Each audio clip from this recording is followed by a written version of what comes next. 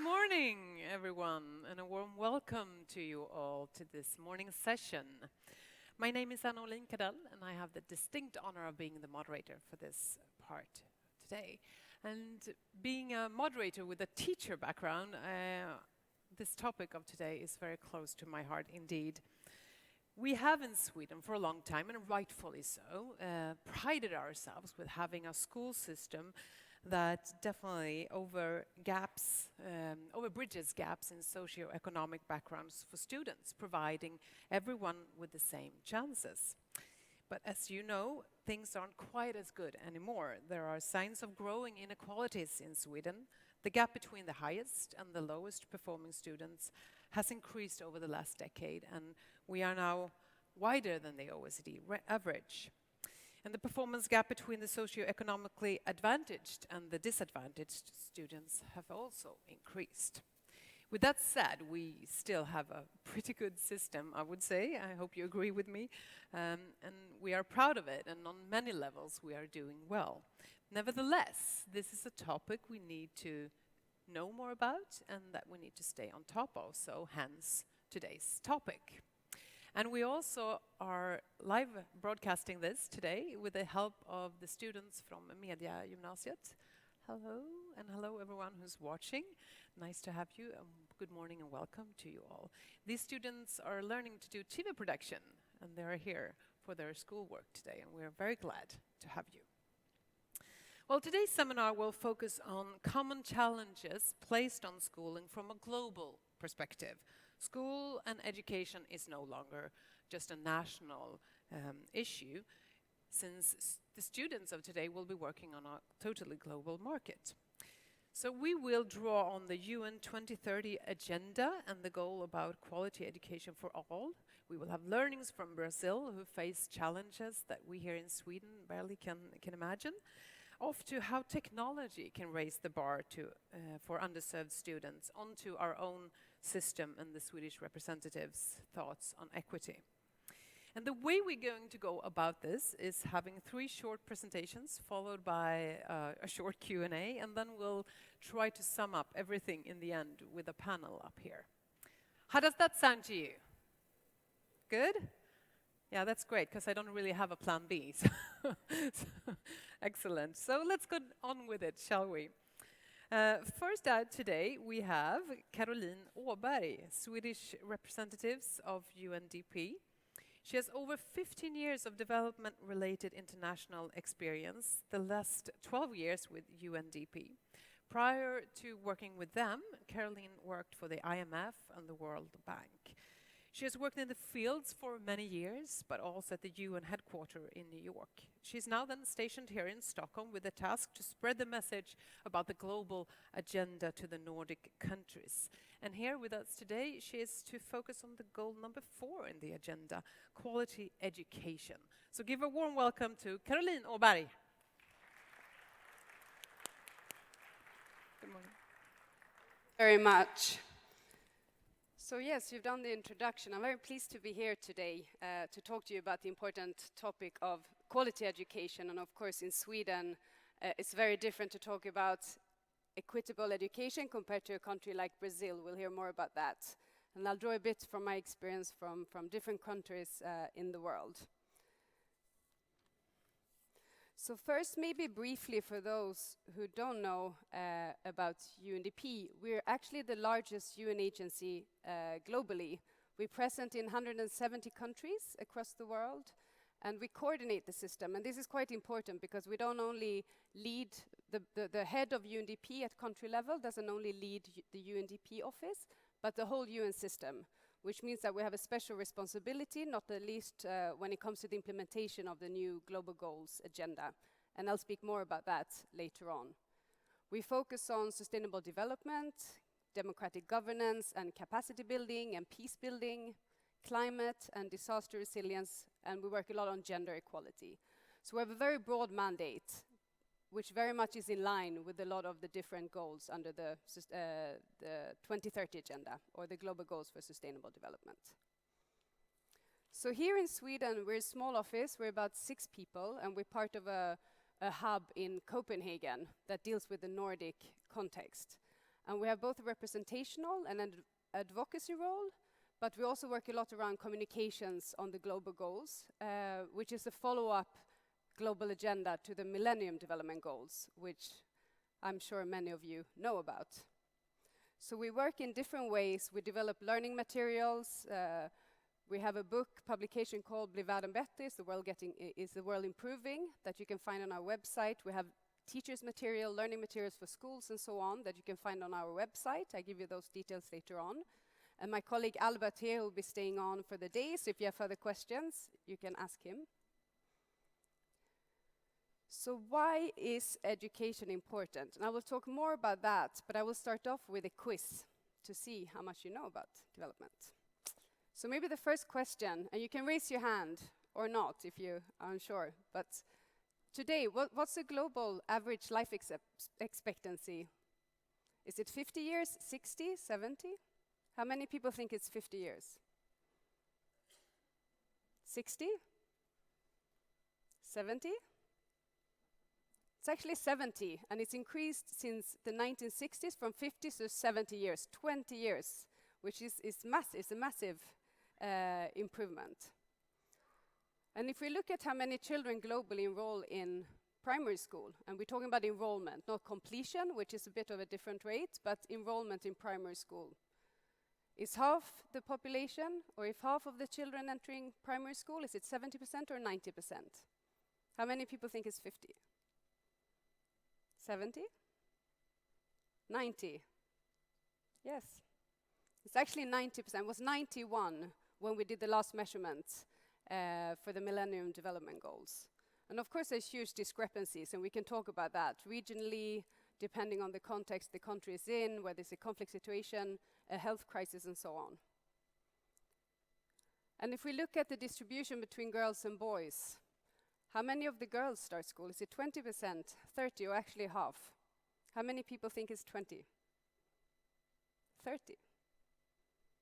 50? Yeah, it's actually 50. Half of the children who start school today are girls. And again, this changes. We have even higher rates in the Asia context, and in the Northern African context, it's actually a little bit lower. But on average, it's actually 50%.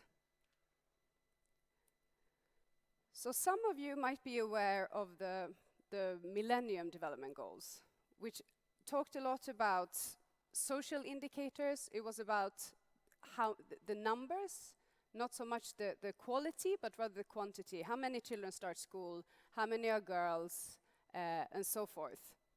When it comes to the new agenda, the global goals, we talk much more about quality. It's not only about how many start school, it's about the quality of education. Of course, this can be different to measure depending on where you live, but it's a much more important indicator than actually the quality, the quantity of how many children start school.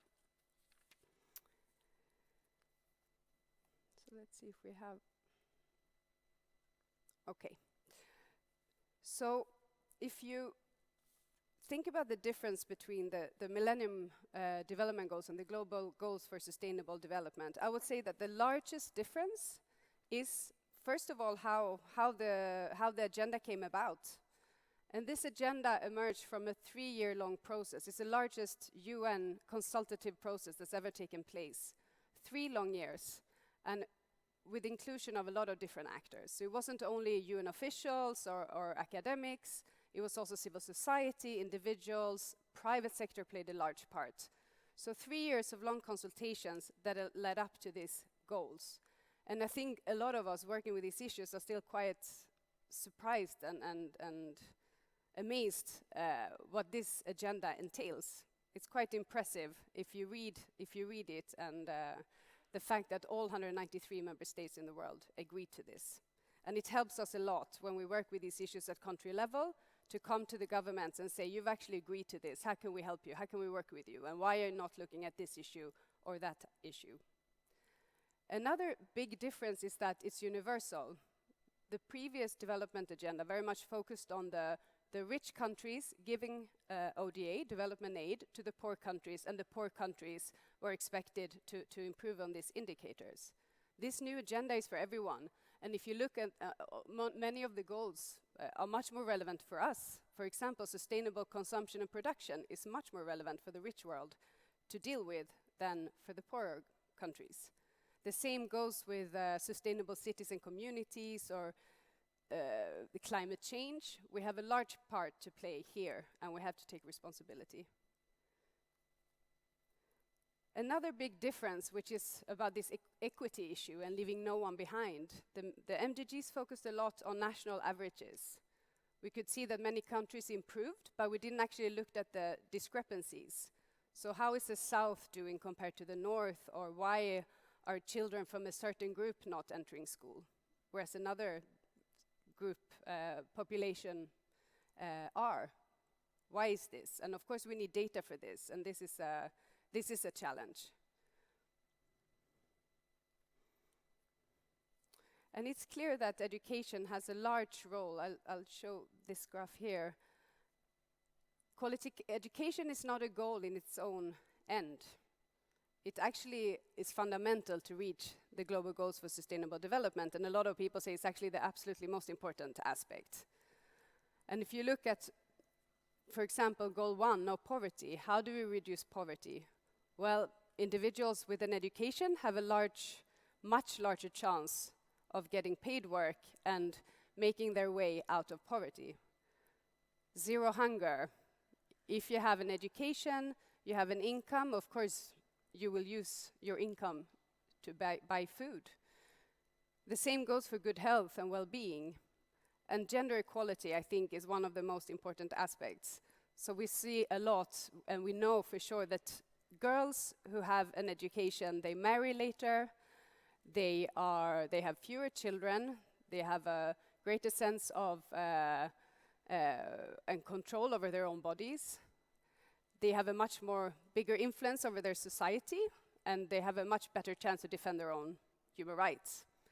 So it's fundamental, the linkages between quality education and gender equality in the countries. And of course, reduce inequalities, and I think our colleague from Brazil will talk about this later on. And education, in a non-discriminatory education, is fundamental to reduce inequality in a society. And of course, peace building, inclusive decision-making and accountability, again, is fundamental. If you have a certain education, a certain level of education, you can defend your rights, you can hold institutions to account, and so forth. This is quite an interesting survey that was done leading up to the Global Goals for Sustainable Development. So this was done for about 3 years, from 2012 to 2015, and UNDP was in charge of this My World survey, where we basically interviewed about 10 million people globally. About 80% were interviewed by hand, so we went to villages and asked questions and so on. And you can see how people voted. It is clear that a good education is the primary priority of most individuals globally. So about 6.5 million out of these 10 million votes were put on for a good education. Second is a better healthcare, but again, almost much less votes. So good education is often what individuals prioritize in their lives, because they can also see how an education is the fundament to a lot of different progress in their lives. This is quite detailed, but this is just interesting to look at the different indicators under the goal of quality education. Because with MDGs we talked a lot about enrollment in primary school. Now we talk about not only that, but we talk about childcare, we talk about vocational training.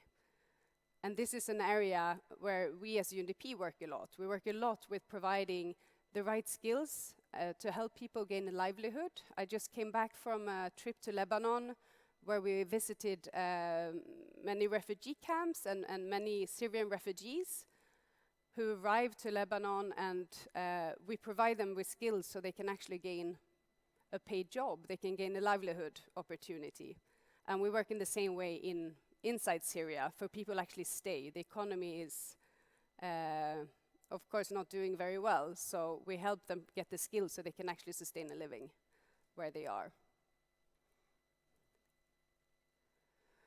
So of course there's been great challenges over the years, as I've mentioned, but there are challenges still.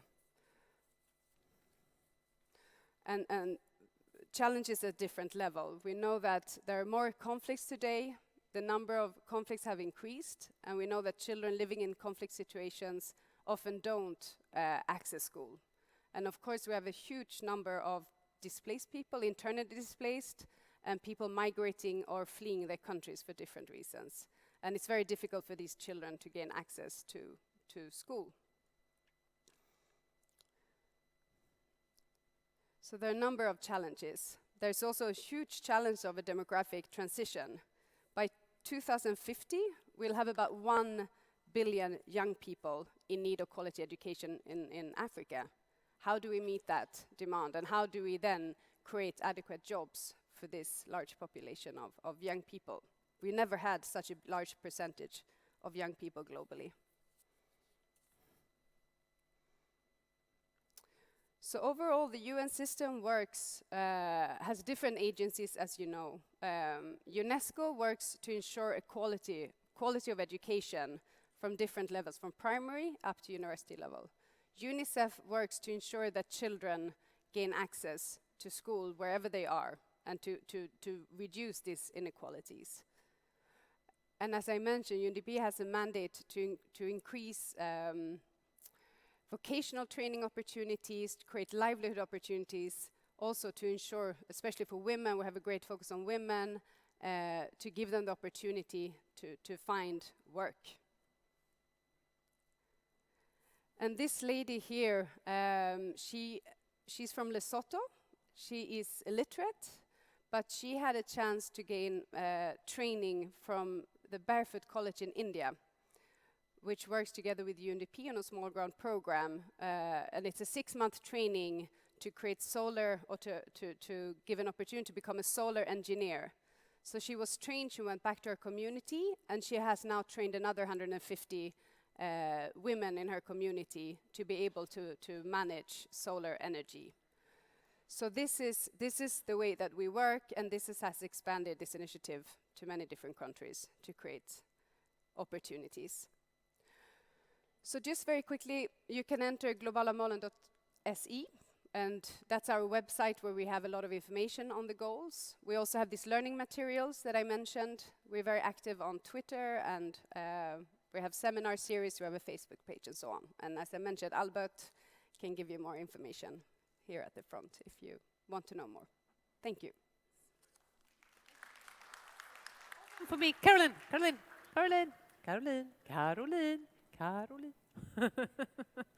back. You were kind of finished there, weren't Yeah, you? I thought my time was so over. Like, come over here for a second, and we'll just have a little brief chit-chat before you can sit down for the panel discussion. Sure. I'm just thinking about what would you say about the awareness of the goals in Sweden? Do we know them? If I were to ask, could you quote them? But no, I think you responded really well to my questions. I'm very impressed. The quiz went really well here. It's been much worse in other places. So clearly a well-educated group. But SIDA, the Swedish government agency for development aid, has done different surveys, and I think the latest at about 30 to 35%, up to 40%, I believe, have heard about the goals. But when you ask for the specific, the different 17 goals, very few people can actually give more information. So we are working very actively to promote information in different ways about these goals. How can they be important for school leaders?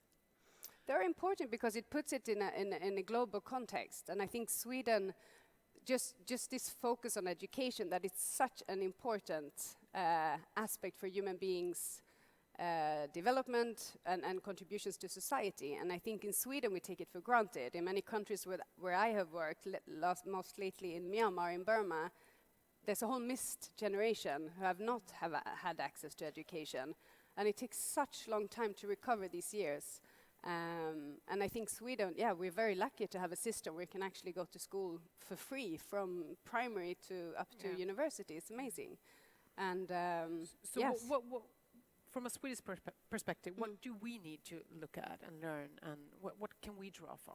No, No, but we can always improve, and this is what these goals are about. There's no standard, global standard. So it's not like we're done. Of course not. No one's done. It's a very visionary, it's a great agenda. And Sweden has to set its own indicators, and I know the Swedish Institute or the Swedish Statistical Agency is just looking now at the different targets set up and the different goals to see where Sweden is at and what we want to reach. And of course, we can definitely improve. And as you were mentioning in the beginning, we do see a deterioration in equity in the Swedish system. So we should definitely, or you should definitely follow that. You were also saying it's not an agenda for the poor, and because it's universal, but it's also personal. I would say, reading it, so it kind of works on three levels. It's also you and me who has a responsibility, which is new, right? That wasn't in the Millennium. No, I think that the MDGs was very much about the UN's agenda, and some governments worked very actively with it. But this is a transformational agenda, and it requires from the global level to the national level, but at the individual level, we have a lot to do. There's a personal responsibility in it. Yeah, responsibility, and it's the right thing to do. I think we all benefit if the more people have access to quality education or have access or have their rights fulfilled, it's better for all of us. So. Yeah, super. We'll get back to you in the panel. So, but for now, thank you, Carolyn. Okay.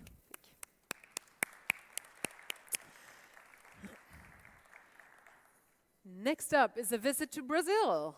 Anyone wanted to go there? It's definitely on my bucket list. Our next speaker said to me, it's the country you want to get out of, but you just don't want to leave. You can explain what you meant by that.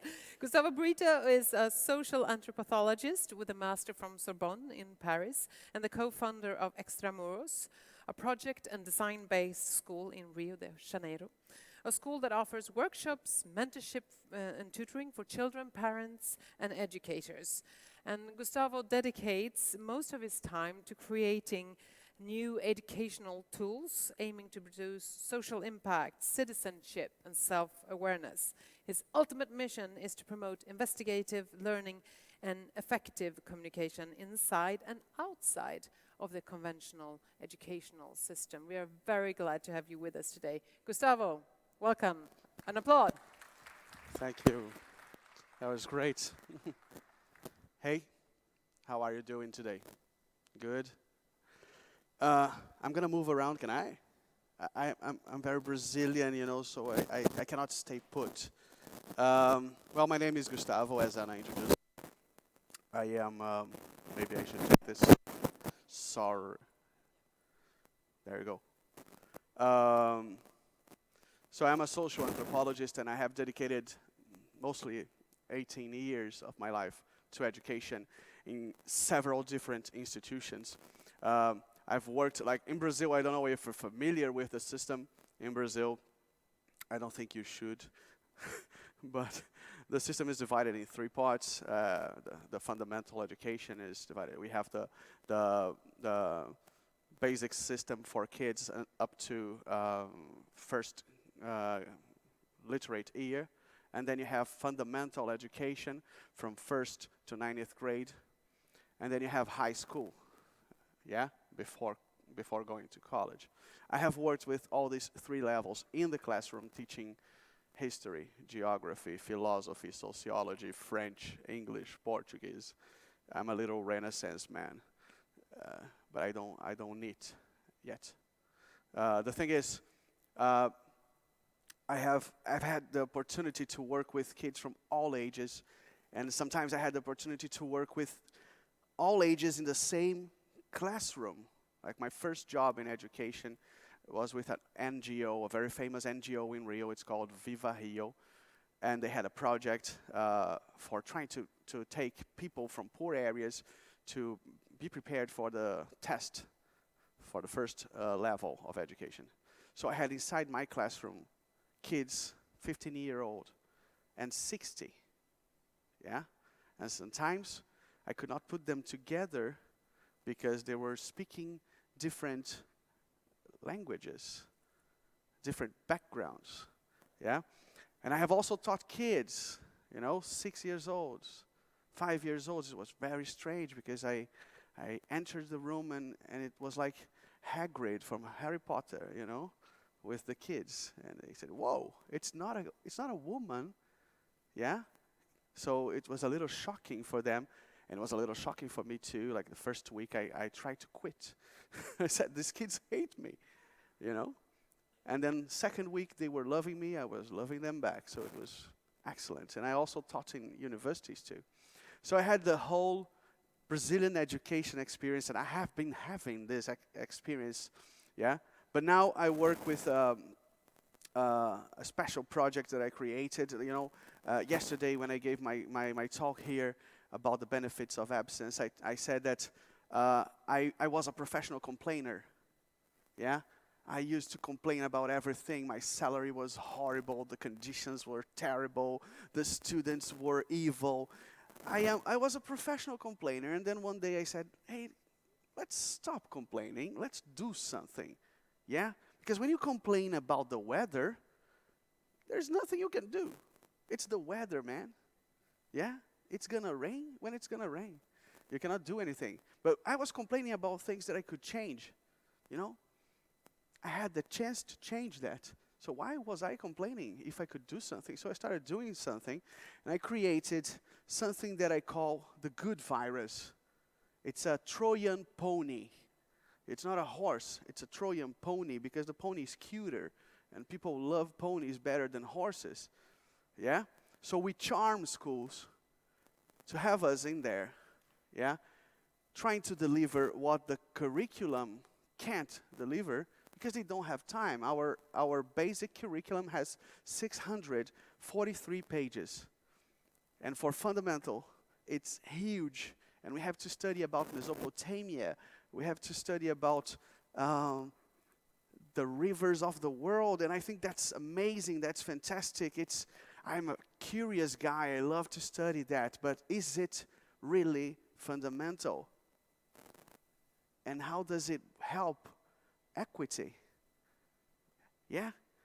What is education after all? Isn't it a language for communicating civilizations and worldviews? If it is, I don't know. Maybe we need to know everything. But my concern was, where is soft skills in this curriculum? Where is creativity? Where is autonomy? How are these kids learning about co-responsibility? One of the biggest problems in Brazil is responsibility. We're living now a very serious problem in Brazil as we speak. Yeah, we were talking yesterday, my mom and my mother-in-law, and they were showing me pictures of what's going on in my city, you know. The main avenue was closed, and gangsters were setting fire on buses in the middle of the street. So I don't wanna scare you, you know. Don't worry, you're too far from that. But the thing is, I saw and I understood that if I wanted Brazilian education to be more equitable, and if I wanted to play a real part in that, I would have to stop complaining and start doing something. So I created this project. It's called Extramuros, and we work inside private and public schools. Yeah? In private schools, we deliver the same thing we deliver in public schools. Yeah? But in public schools, we want to reinforce co-responsibility. Because I don't know if you know, if you have ever been to Brazil, but in public schools really look like prison. And sometimes they are very much like prison. Like the school that I worked more closely, they have 2 police officers inside the premises. Yeah, and it's all controlled and guarded. And once one of the teachers came to me and said, Gustavo, I think we have a problem because one of the police officers forgot his gun at the tech lab. So he showed me a picture. There was the computers for kids and a gun. So it's difficult to talk about equity when you have such huge gap. Yeah? When you have kids in private schools that are more expensive than I have ever imagined. Yeah? and they have everything, and they have access to technology, and they have access to great teachers, they have access to great content. And in the very same neighborhood, you have a school in which police officers forget their guns in the tech lab. Yeah? And kids in these schools, they just sit there sometimes because the teachers don't show up. Because, I mean, why would they? They don't get paid. Yeah? Like for the last 5 months, the teachers had to wait for the salary of December. Whoops. I think it's here. Yeah? Are you? I think it's because I'm sorry. Don't worry. If I put it here, Don't worry. That's great. And it's beautiful. No, I don't think it is. I'm going to hold it. Yeah. Can you hear me? That's great.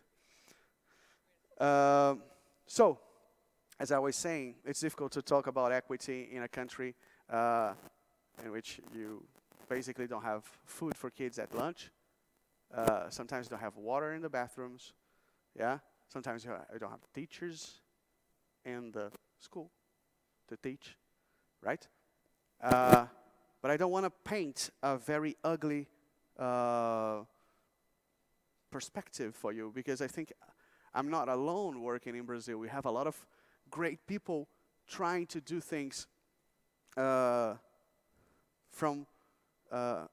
going around the government. You know, we're trying to think like, okay, if you guys don't want to do things, we are gonna do things, because it's our civil contribution. It's about being a citizen in the most Hannah Arendt way. Yeah? Be a citizen. Do things. If they don't, do things yourself. Yeah? So, sure. Of course. No, not at all. Not at all. I was just thinking how it came about that you choose this system, the Extramuros, which is kind of like as you said, a Trojan pony, instead of trying to change, the school system. Okay. Why did you start a school in the school? Well, I've worked in many schools, Anna, and I've tried to reach directors. I've tried to reach teachers, and whenever we had like, okay, let's have a meeting, let's sit all together and try to design something. Yeah. So is it a too big system to change? It's a huge system to change, and it's also there is also a problem of engaging. You know, teachers don't want to engage. Most of them don't want to engage because they're too tired, or because they have such a huge curriculum to go over. So you're asking me to come here on Saturday to talk about what I can change in a school that doesn't pay me? Well, are you nuts? You know? But at the same time, like every time we had a meeting in public and private schools, we had like a very powerful group of 3. They're like kamikazes. You know, say, hey, let's do it. So what is it you can do with this system coming in and like, because you're not reaching all that many. I mean, there's a lot of students in Brazil. It's a big country. Yeah. And you're reaching a few, but what is it you're trying to do? Well, right now,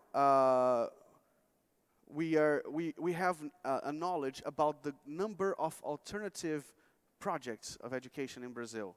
It's somewhere around 2,000 schools. And we are all very connected. So we are all trying to learn from each other and trying to apply the same tools and trying to speak the same language, which is trying to develop the same things, to have similar objectives. Because the real thing is we need to understand what we really want from education. And I think that's not very obvious in Brazil. Okay. That's not very obvious. Can the Millennium goals be helpful for Brazil? Yeah, we love the Millennium goals, and we have everywhere. I mean the global goals, the 2030 agenda. I'm sorry. Yeah, we have them everywhere. If you open websites from all the schools in Brazil, you have all the 4 there, and everybody talks beautifully about them. But it doesn't happen Okay. in daily life. So it's So what about inequity in the Brazilian school system? Just so we can get a picture of it. Sure. Does everyone get to go to school, or how does it well, work? for the past 12 to 15 years, things have increased. We have more literate people now than ever. We have more people in school than ever in our history, which is amazing. So following Carolyn's showing of her numbers there. Yeah, it's excellent. We have more people accessing education. Our challenge is now to make this quality education. Okay. It's education. It's the minimum of the minimum of the minimum. Now we have to raise the quality for the biggest number of people. But it's a continental country. Yeah, so we have fantastic schools outside São Paulo, Rio, Belo Horizonte, like the big capitals. We have fantastic schools, and we have horrible schools too. But when you go to the northeast, when you go to the south, extreme south, when you go to the west, you have neglected communities we need to reach. But you told me, I mean, you have all these issues that we can hardly imagine. You have guns in the school, you have police officers guarding for safety on an everyday basis, you have drug dealings, you have poverty, but still the kids do rather well? Yeah. And for me, that's a contradiction. How does that end up? I think there is a certain do or die magic going on. You know, it's like do it or die, perish or publish. It's like do it.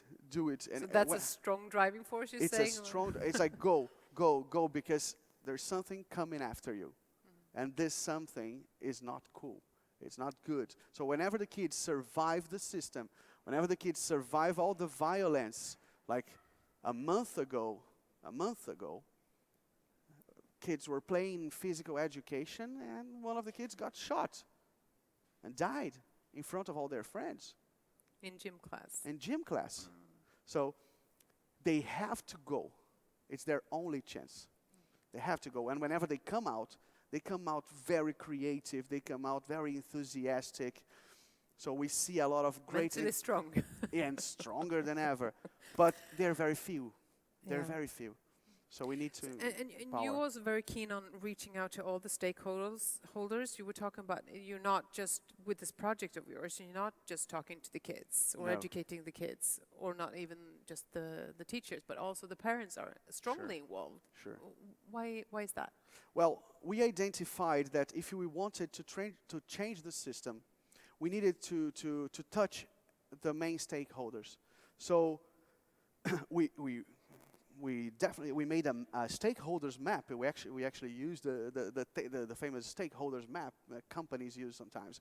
We used and we identified our personas, our stakeholders, and we said, okay, teachers, parents, children, because if we transform the way children perceive education, it's great, but when they go home, they're going to have a conflict with their parents. So, okay, we have to go to their parents and show them that we are working from a different perspective.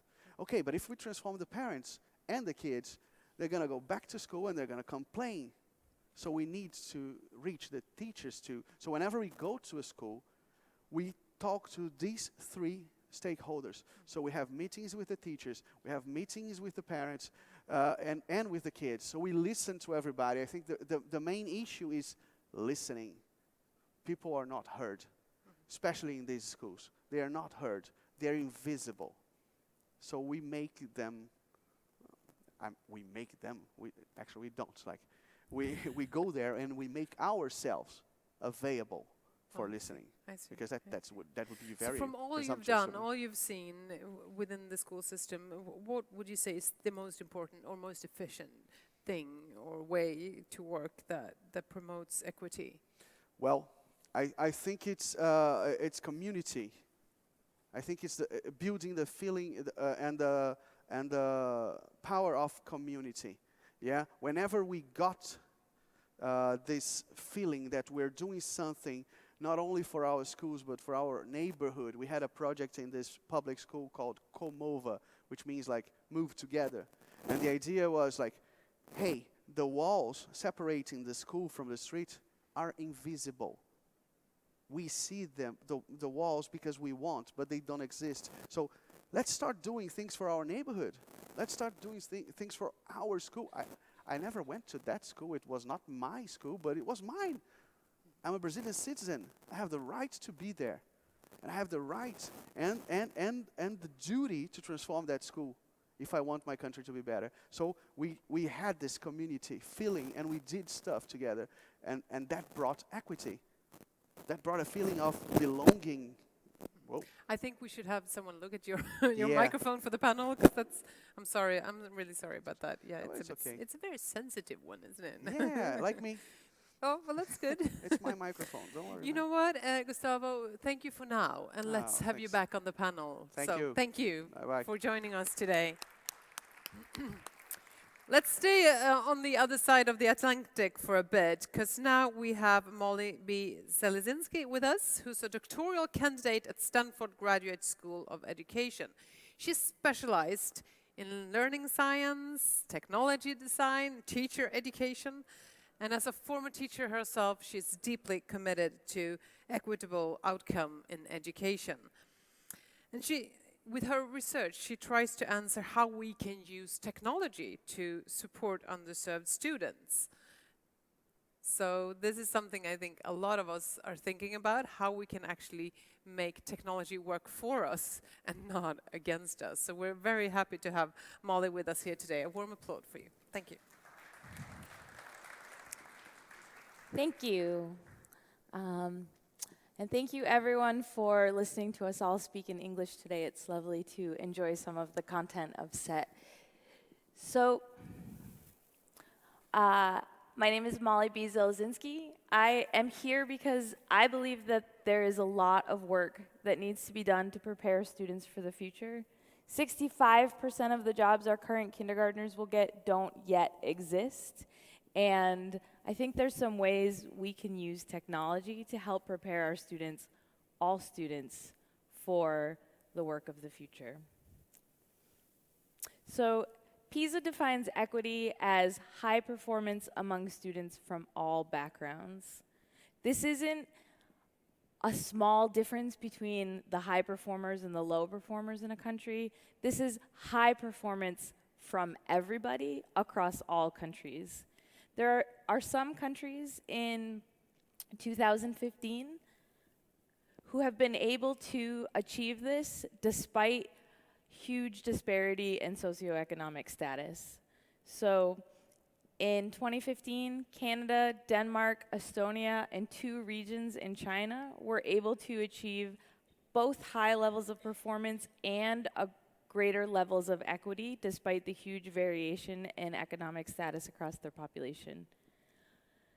For the rest of us, those who were not able to close that gap in that way, students from lower socioeconomic groups score 39 points lower in mathematics on the PISA, and socioeconomically disadvantaged students across the OECD countries are 3 times more likely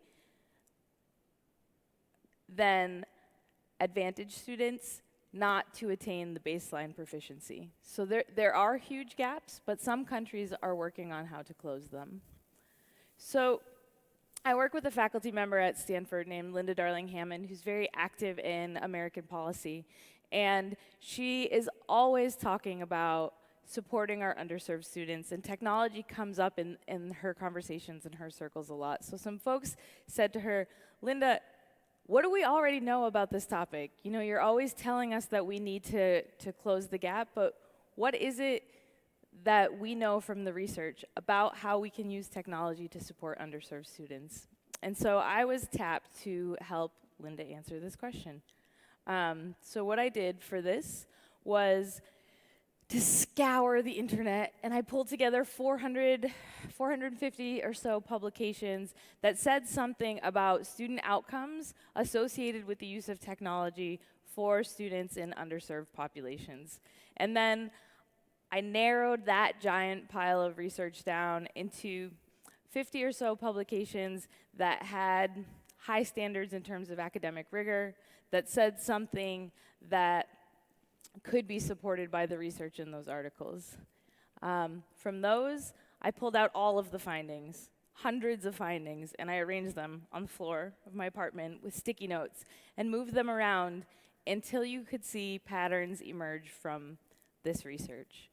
And no single article or report told the whole story, but when you started to put them together and read them as a whole, a sort of tale emerged.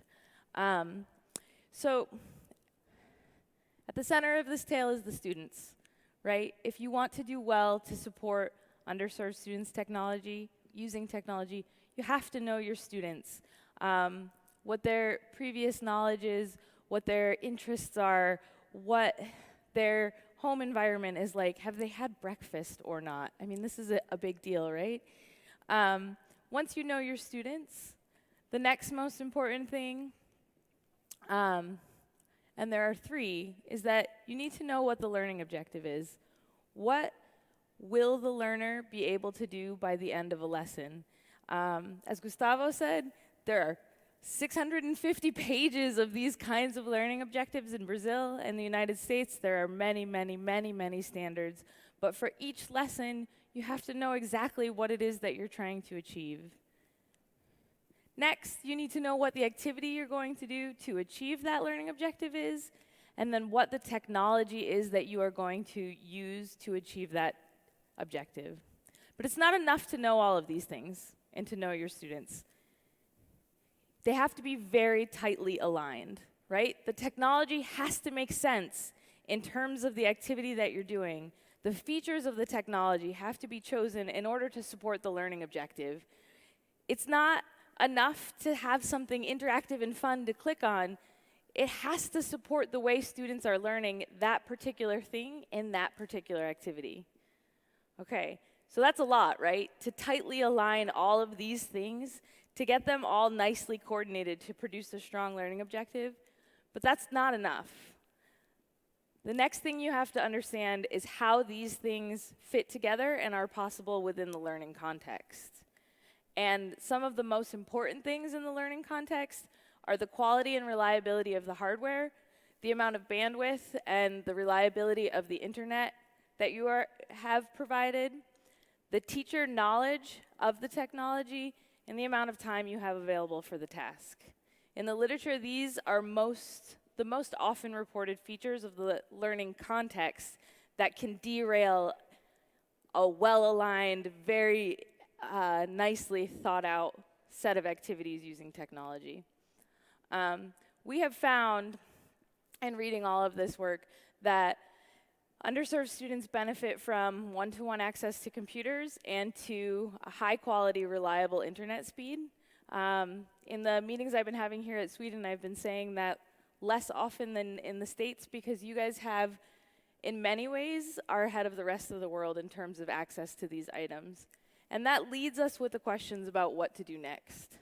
So as I begin to talk about what it is that you do once you have all of the technology, I just want everyone to remember that always, above any of the suggestions we make, the most important thing is the alignment of these items within the learning context, right? That trumps everything. So why are we using the technology? There are a couple of ways we use technology. We can use it to sustain our current practices, or we can use it to introduce sort of innovative and disruptive practices. So some of the sustaining and old model practices are to read articles, to practice basic skills, to memorize facts. Far too often in the United States, underserved students are given technology to prepare them for tests. They sit down and they answer the same kinds of questions over and over again until they're good at them. What we have found is that this is not the way students learn, but this is the way underserved students are most often using technology. More innovative practices with technology are to support collaboration, to empower learners as content creators, to expose learners to different perspectives, to prepare learners for the 21st century, to improve efficiency of feedback on revisions, right? These are all innovative answers to that question. And so if you're answering that question in this way, and your answers fit tightly with those learning objectives and the activity, then this is a disruptive way to use technology. The learning activity you are doing also matters. So the learning activities shake out into 4 different kinds. There's content consumption at the most basic level, which I'm sure we've all even engaged in, by 9 o'clock this morning, which is to read blogs, articles, forums, scroll through your feed on the social network, content consumption. There's interacting. And there's 2 kinds of interacting. You can interact with just content, or you can interact socially. And there's some forms of interacting that's the combination of both, like massive multiplayer games where you're looking at the content, but you're also sort of on your headset and you're chit-chatting with people. There's content curation, which is a skill that is not discussed often enough, I believe, in these 21st century learning conversations, but we live in the age of massive information, and we need to figure out how to think critically about that information, how to reorganize it, how to synthesize it. Our teachers need to be able to engage in this task, and our students need to be able to engage in this task. And the more critically we can do this and create information flows that are useful for ourselves, for our students, and for each other, the more we will benefit from the massive influx of information that we have available to us. The last type of task is content creation. Kids can engage in content creation by creating their own blogs, by creating their own social media pages, by creating multimedia presentations or 3D printing in fabrication labs, by learning to code and creating something digital that didn't exist before. So from bottom to top, these roughly shake out with the most basic skills at the bottom and the higher order thinking skills at the top. And of course there are exceptions to this, but what we see underserved students engaging in schools most often are these ones, the red ones at the bottom. What we want is at least a healthy balance of all of the items, if not a skew towards the green, the yellow, the orange. We need to start engaging students in more higher order thinking skills. I had another slide, but it's gone. So, remember that when we are engaging students with technology, choosing the right activity, choosing a disruptive purpose, these are all very important things, but the most important thing is that everything is well and neatly aligned within the learning context to support the learning outcomes that you're intending with the students. I love to talk about all of these things. I could for days and years. You can find me at Molly Bullock on Twitter, and Bullock at Stanford, and please don't hesitate to be in touch. I'm just thinking the findings you present here, which is from the US. No, actually, the articles that I started with were international. Okay. They were limited. So I have this learned. goes for Sweden as well, right? It's not like it's just for you. So it's come to my attention that there's a lot of Swedish research that's not published in English. And so one limitation of this entire project is that I only read studies that were published in English. But we did have studies from Australia, New Zealand, from Korea, from China. So we're looking at studies from all over the world. Okay. And so these findings are not US-based only. No. So it goes for all of us. It is, and it's particularly important to do research that way because we're all at different levels, right? So what I've seen in talking to Gustavo and in talking to Swedish educators and school leaders this past week is that there's this balance between access and use, right? So in Brazil, they're still really working on access. In United States, we're starting to get access under control, and people are almost ready to start thinking about use. And in Sweden, you've done a great job with access, and now everybody's grappling for how do we use this technology to support our students next. And so depending on where you are on that level, we can all learn from the progress, from the obstacles, from the challenges and opportunities of others. So how would you suggest you go about it? Because when you're saying like it can actually be damaging or it could widen the gap if we use technology in the wrong way. They're kind of scary. It's a bit scary. You know, if you're not that savvy and you go in and say, I don't want to do anything wrong here, so let's use paper and pen. I know how that works. Yes, no, I have a lot of thoughts on this. So the first thing is that technology adoption takes time, right? And so when you use a new technology, if you are looking right away for outcomes, it may take up to 3 years to really get that going. But I think what's important that teachers can do is model this attitude that the Stanford Design School calls fail forward, right? Students, if they are looking at a tablet and something doesn't go the way they want, they just try something else and try something else. And those are the skills that we need to succeed in the world, because whether we like it or not, the technology is going to continue to change every month, every year, every decade for the rest of our lives. 10 years ago, we didn't have iPhones, and now we are ruled by tiny pocket computers everywhere. And so if we don't adapt to changes by being able to model that it's okay to fail with this technology, but that we can continue to learn from each failure. Something. It's better to do something and to fail forward than to not do anything at all. Okay. Yes. Well, super. Thank you, Molly. I'll talk to you more just in a couple of minutes. Thank you so much. We're going to move on to a bit more familiar grounds here, and we're going to go back to Swedish turf. So let me introduce you two guests that I will interview briefly before we invite everyone back up here to sum up in a panel discussion. So we have Peter Karlberg with us, who's been working in different positions within the field of education with the digitalization since the early 90s, before the rest of us even knew it was going on. He's currently Director of Education at the National Agency for Education, Skolverket, alltså för oss svenskar. So, welcome and glad to have you here. We also have Johanna Jara Åstrand, the President of the Swedish Teacher Union. Hello, welcome, which is the largest union for teachers and heads of school.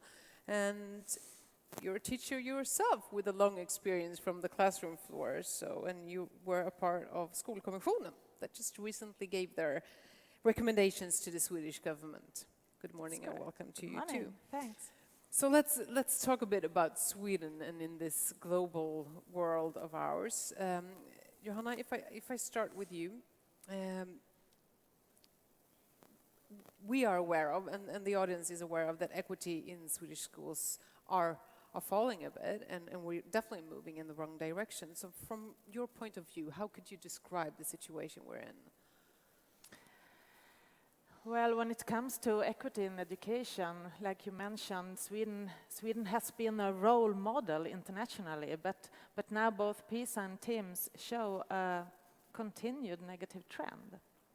And there is a lack of equity in many areas, I think. It's about access to qualified teachers, but also about funding, about digital technology, professional development, opportunities for teachers, and the size of classes and groups in preschools and schools. And what's most serious is that pupils' family background has gained a greater significance. It is evidence in terms of learning outcomes, but also regarding the number of qualified teachers, because the more children of educated parents in schools, the more qualified teachers, and the more children of parents with a low level of education, well, the fewer qualified teachers in the school. And Sweden is one of the few countries that Caroline earlier mentioned that offer education free of cost from preschool up to universities. Yet we find that socio-economic background and parents' education increasingly affect what kind of education their children can attend. And here we have to pull the emergency brake. Is it time like to start talking about this properly? I mean, we've talked sure about it is, obviously, it but sure is. do we need to? Yes. Have we been a bit blindfolded by our former success? Well, an equitable school does not mean the same for all.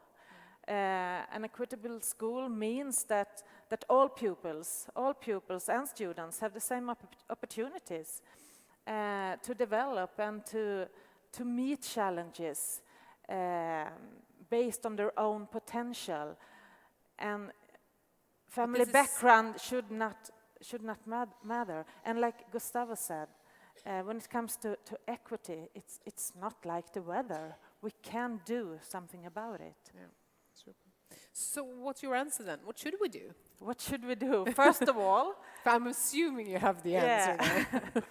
Well, we know that teachers are the main asset and the key success factor for both high quality and equity in schools. And politicians must prioritize teachers in order to make more people want to become a teacher, and in order to make it possible for serving teachers the right opportunities to do a good job. And today, due to the acute teacher shortages, the teachers' work situation is unsustainable, and that affects the pupils. And so first of all, we need to make the teaching profession more attractive in Sweden. The shortage of teachers is a global challenge, but it's acute in Sweden. And in order to do that, we need to increase salaries, we need to improve better working conditions, and we need to make sure that teachers have the authority over their own work. But we also have this challenge in Sweden with the housing segregation that strongly influence the school segregation. Because it's not just a school question. No, it's not. I would say that school segregation is mostly about the housing segregation, but also about the present version of our free shows of schools that makes schools segregated. And that is why the system has to be reviewed in order for the classes to become more diverse. We have nowadays schools with more similar pupils, with more similar family backgrounds, and we need to create a school where different people can meet and learn from each other and share experiences. I was going to ask you a bit about the Commission's results as well, Yeah. but we'll hold that for just one second, and I'll turn to Peter, because you worked with national strategies concerning digitalization. What is it that what's the goal with that? What is it we want to achieve? Well, it's sort of all about equity. What we found, and socioeconomic background can also be part of that, is that there are huge differences in the Swedish school system when it comes to digitalization. There are many schools that are working very good at this field, but there are also many schools that haven't even started. But it's not even just the schools, right? It's like within the same school. Yeah. You can find a school where you have a number of teachers that are doing really good work and others that are not on board, so to say. So I would say that is the main goal, is to make every school offering an education where the students has the opportunity to develop a digital competence that should be sort of the same, because that is most important for the future. As Molly was talking about, if we have a division between people that are digital competent and those who are not, that will affect all their lives, because both as a citizen and participating in work and so on, it is important to be digital So have we competent. kind of pushed a speed button on equity now when we see this divide from the ones who have knowledge and accessible technology and those who doesn't? Do you understand me? Is it like is the gap between the ones who have and haven't and knowledge and equity moving faster now with the technology? At least there is a risk that will happen, and that's why it's very important that the school system actually can compensate for that, because we can see from other research that there are differences in the use of technology outside school. Some only use it for, like game machines or something like that. Others have come from homes where you actually learn to use the technology for learning, and that will of course make a huge difference if the school don't. So what's your take on tech and equity? What is it we need to think about, and what is it we need to do? Well, in this proposal for strategies, we think that as schooling is free of charge in Sweden, the school has to equip all students with technologies that they can use both within school and outside schools. And this is the case in many... Are we talking computers to all kids, or what is Yeah, it? but we don't necessarily say computers, because in 5 years' time we don't know what it will be, and like 6-7 years ago we didn't know what an iPad was. So things are changing. We talk about a digital device that can be used for accessing all the kind of stuff that are important for learning. And you don't stop learning when you go out the school door, so you need it to be with you all the time. So I think that is the important for the sort of technological side of this. Access is one thing. Yeah, but the most important thing is that the children meet competent teachers that know when to use it and how to use it, and so on. And that goes back. Molly had a number of good points there. This is something that both school leaders and teachers need to understand and need to try out and make part of their... So where are we on this today, would you say? It's difficult to say exactly where we are, because there are so huge differences between different schools and different teachers, of course. But since we produced that suggestion for strategy, I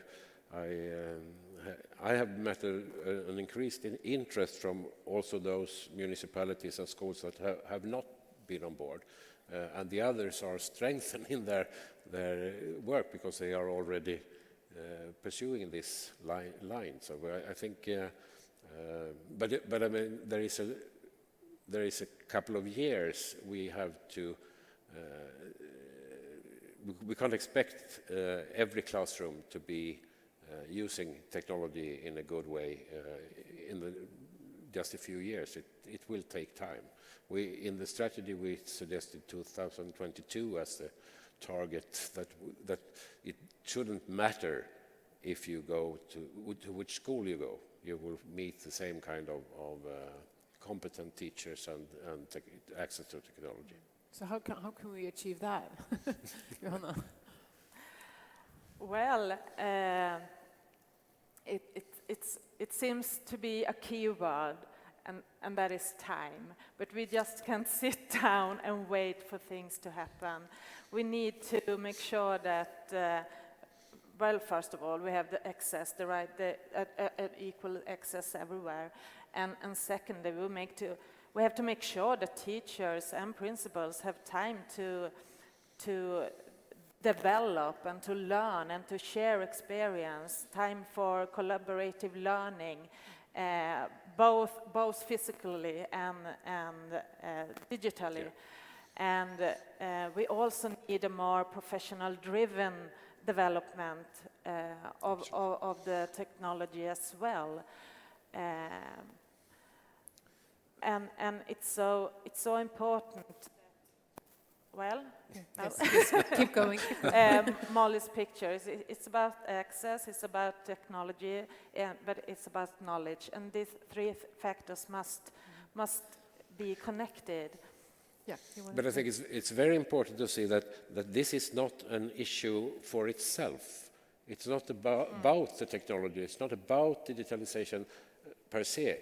It's about developing the schools, becoming better on achieving a lot of other goals. So it should be closely integrated into all the other things you have to work on and develop at the school level. And if you can combine it that way, it will still take time, but it will not be time sort of wasted from other things. It would be integrated and I mean, if you want to improve your math teaching, think about how can I use technology for improving the math teaching, rather than thinking, okay, I'm a math teacher, I need to use technology, because that will more or less be stupid. So it's about getting better results in schools, making my life as a teacher better, perhaps. Sometimes technology but is can technology really making life better for teachers at the moment, or making it a lot worse? Not necessarily all the time, but one of the things we also talk about in this proposal for strategies is how we can use technology to improve or lessen the burden. Like reporting systems and backup systems. Yeah, exactly. That could be really helpful. And there is also, of course, the possibility, the more we use technology in schools for everyday tasks, the more information we can provide for the teacher, that the teacher can use and perhaps make it easier to grade pupils at the end or something like that. I'm just a bit curious as well about the commission, the school commission, what your thoughts there about equity, because it was a large part of your mission and your work. So let us in on that a bit. Yes, we recently within the school commission presented our results, and our mission was to improve student results, equity, and also quality in education. And these three factors also are strongly connected. And the strength within our results and also the challenge is that we manage to jointly design and present a national strategy. We have different solutions, but all those solutions and proposals are also depending on each other and strongly connected. But I would like to point out three things. And first of all, we need increased central government responsibility for the funding of schools. Because it is necessary in order to... Let's try to... Yes, in order for the resources to end up where they are needed the most. We don't have that in the Swedish school systems today. And secondly, in the school commission, we all agreed that school choice is here to stay, but we need.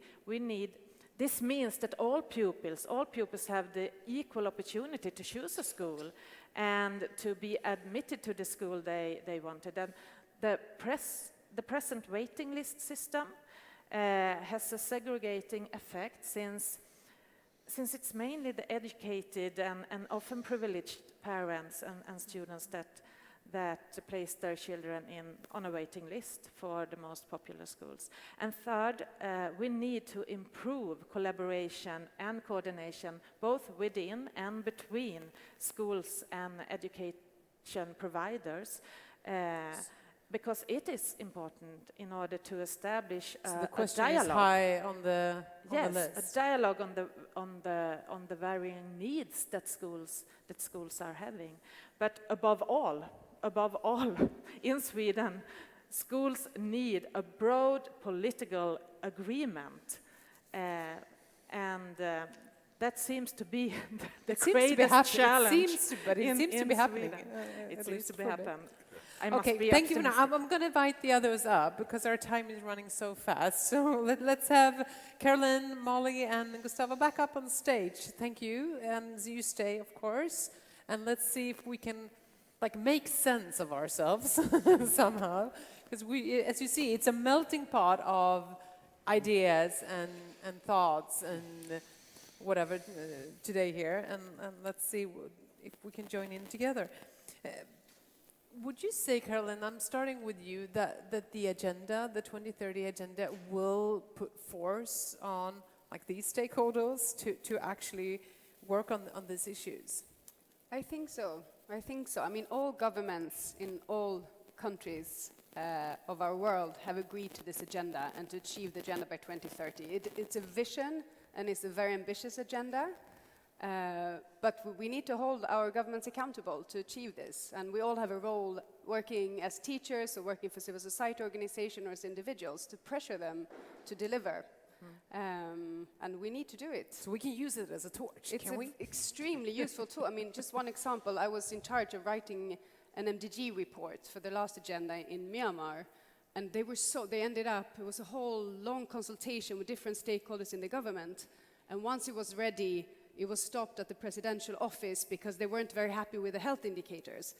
But they were sitting comparing themselves to Laos, and they were very proud. They have some of the indicators were better than some of the neighbors, some were worse, but they were very concerned. But after this process, actually increased the budget for education and for health threefold because they did not want to look bad compared to the neighbors. So it is an extremely useful tool, especially the monitoring and the monitoring of the agenda.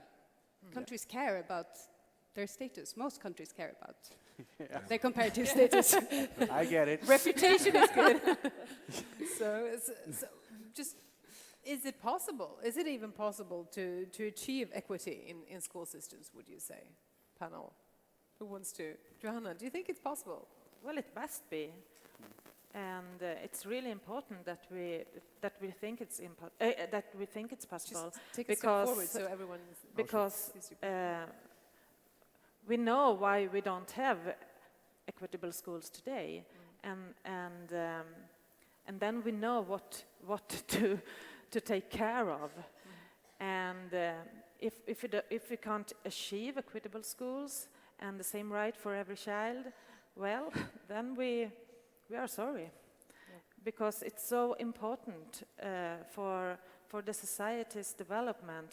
It's important for individual chances. It's important to make dream comes true.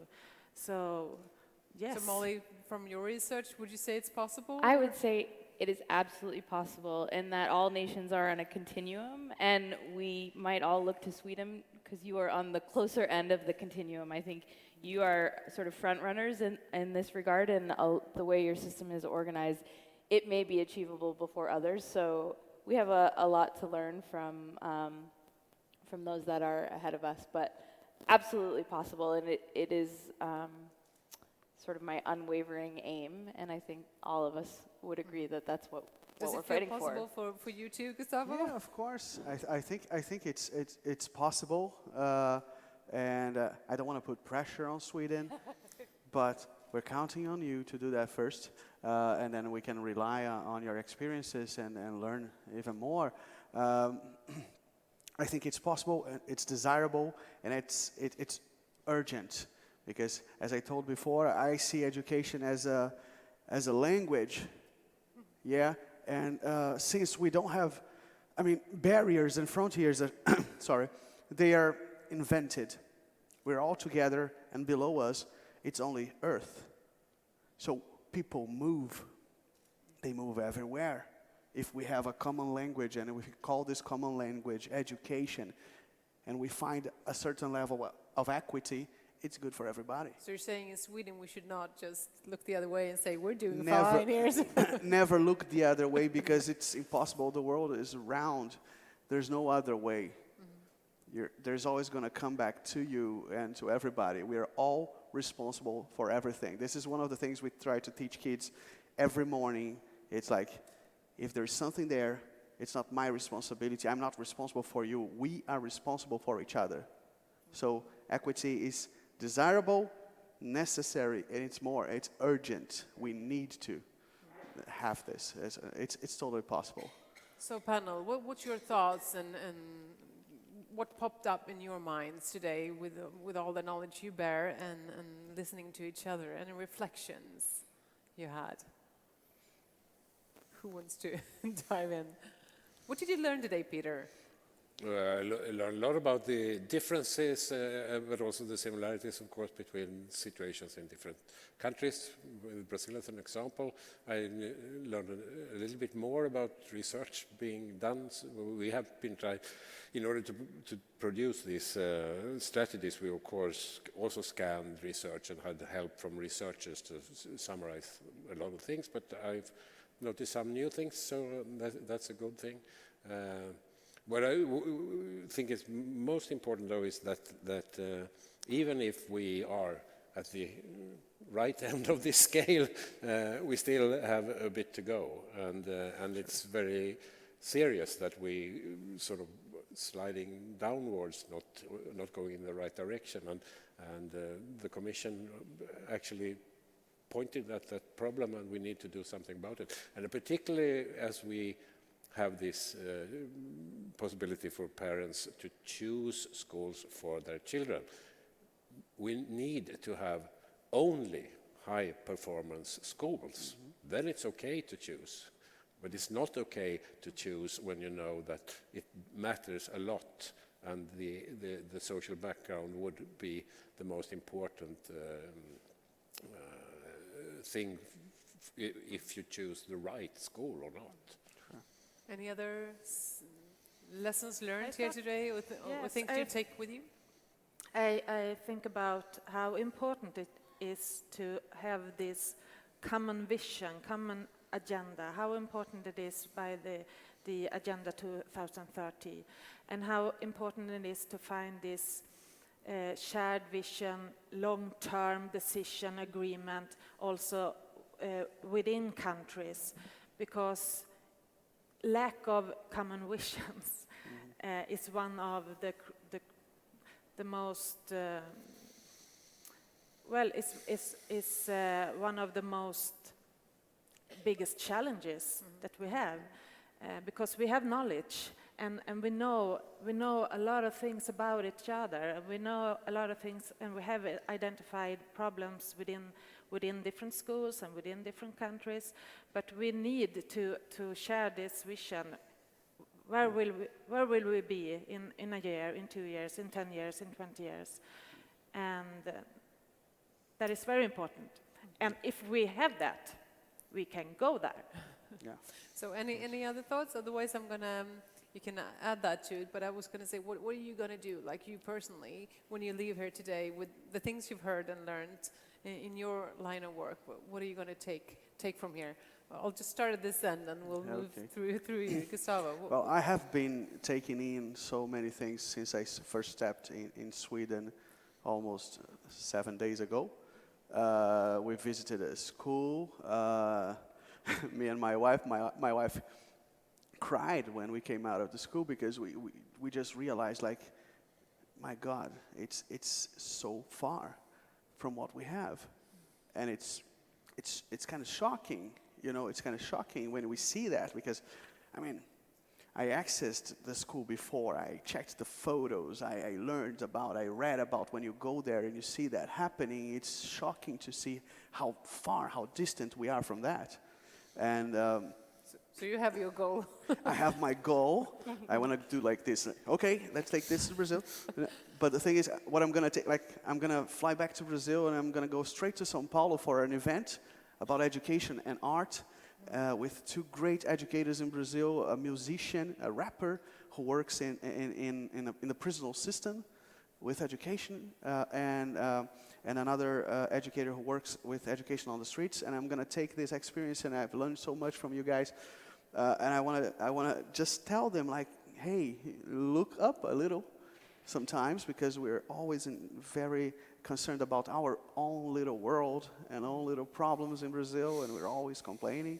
So let's look up, let's see about how people consume content, how people can have a vision and share this vision and like, let's go. And if we have to go the other way, okay, but let's have a common thing going on because it's scattered. Okay. Molly? I couldn't agree more with Gustavo, this idea of looking up. In America, we are very self-focused and in the trenches, and I too am going on Saturday to speak for a district full of teachers and technology companies, and I would just like to bring them this global perspective, that we are a shared global community, that we have a shared vision and set of goals, and that we can learn from each other and connect to one another and use technology in a way that is meaningful to support each other in achieving this shared global vision. Carolyn? No, I think this new, and what's a lot of, maybe development practitioners, this agenda helps us a lot to see the linkages. And I think before it was very siloed. You worked on education programs with UNICEF, or you worked with food security, if you worked with WFP or so on. The whole idea of this new agenda is that there are interlinkages. So if you invest in education, you have ripple effects in so many different areas. And I think in an increasingly polarized world... This group likes the fact that you put like education first or highest, or you did that just for us. I always do that, of course. No, but I think it's important, especially when there's an increase in polarization, nationalism, increase in inequalities between and within countries. Education plays an absolutely critical role. And we are working in my team a lot on education materials, because one of the targets in the education goal is also knowledge about development. It's not only pure sort of education in terms of primary school and so on, but it's about increasing knowledge about development issues, and this is something we work very hard on, and we want to work even more on that. So yeah, I'm very happy to be here today. Joanna? What are you going to go back and do after today? I just continue. I'm also a board member of the executive board in Education International, and we worked really hard to make quality education one of the sustainable goals, because it's important. And well, I continue to work for quality education for all, both here in Sweden and globally. And I'm so happy that we are so many doing that, and especially the teaching profession all over the world. Super. Peter?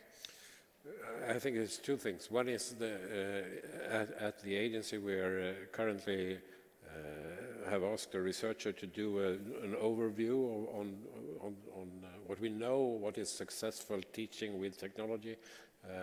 I'm going to make sure they have the Stanford connection. Yeah. So hey, that's good. We make connections here. So that is sort of the most practical thing. Otherwise, I sort of feel inspired by talking to you all and hearing and one of the things both among the Nordic countries, we have a close cooperation in this field. We also have a European cooperation within the European School Net. I feel a bit encouraged to suggest that we expand that kind of cooperation to the world rather than just sitting here in our fortunate part of the world, Europe, and doing things together. We should do things together with a lot more parts of the world. Well, thank you all for being here today and giving us your thoughts and knowledge, sharing that with us today. And thank you, audience, for listening. And of course, I hope you have things that you can take with you from today. I'm going to leave you with a quote from Malala, the Nobel Peace Prize laureate. In some parts of the world, students are going to school every day. It's their normal life. But in other parts of the world, we're starving for education. It's like a precious gift. It's like a diamond. So keep just polishing that diamond, please. Keep up your good work. Thank you for today. Lovely to have you. Thank you, panel. Thank you so much. Thank you. Thank you. Thank you.